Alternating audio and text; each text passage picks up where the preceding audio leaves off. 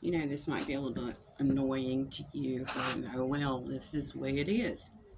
Me having to do snippets for you today to get this message to you. People are not all in the same place because, COVID 19, whatever it was called, the pandemic, caused everybody to want to go to live streaming. They needed the money to come in, they needed to be able to pay the electric bill. So when the pandemic was over, then they were able to pick up right where they left off, hopefully, maybe even have more members. I don't know. It's it is what it is. Some churches are on the brink of closing because of the way they have handled the pandemic. Some did not live stream, and I'm kind of swatting it. I guess it's a gnat or something. I don't have my glasses on. I can't tell you what it is, but it's not a bee or a wasp or anything like that.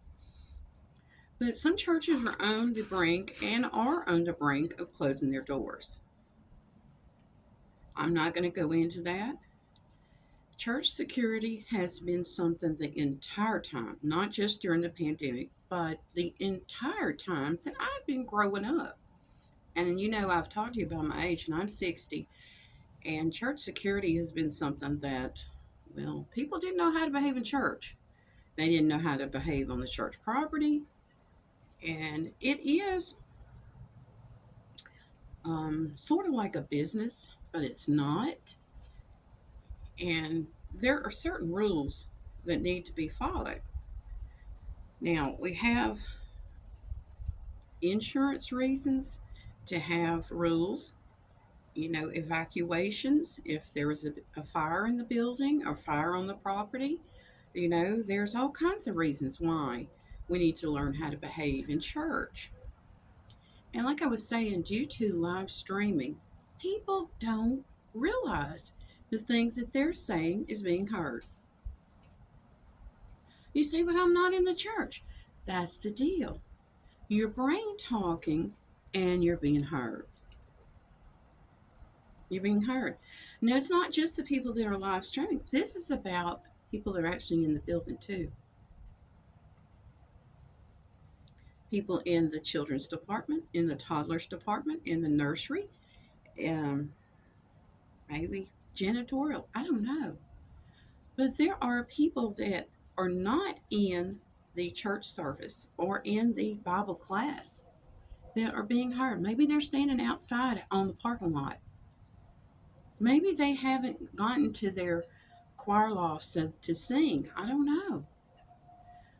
But they're not gathering to worship. They're gathering maybe to visit. They're gathering and I hate to say this, but it needs to be said. Some of you, and some of them, a lot of them, think this is a business opportunity, sort of like a mixer, so you can pass business cards to each other. That's not what church is about. That's not what it's about. We had communion this morning, and there were some people in there that they had communion before, but maybe they were new there. Maybe they were just visiting. They did not know what was allowed. The Catholic Church, I do know. I have been to the Catholic Church before. If you are not Catholic, you do not take part in communion. All right? And some of them are even specifically told, look, we do not allow someone outside of our church to partake in communion. They'll even say that. And that's their decision. If you choose to worship at that church, you need to follow those rules. If you don't like that rule, then maybe not go back there. If you can't do what is, if that's not a good fit for you, why would you want to go again? Why would you? Now, I have told you guys that I am in the ministry. I'm in the ministry of people. I want to see people come to know the Lord. I want them to grow in their faith. Once they accept Christ, I want them to grow in their faith. I want them to know that there are expectations as a Christian. There are. It's not one of those things where you can just come and do whatever you want to do, especially in a church. Okay?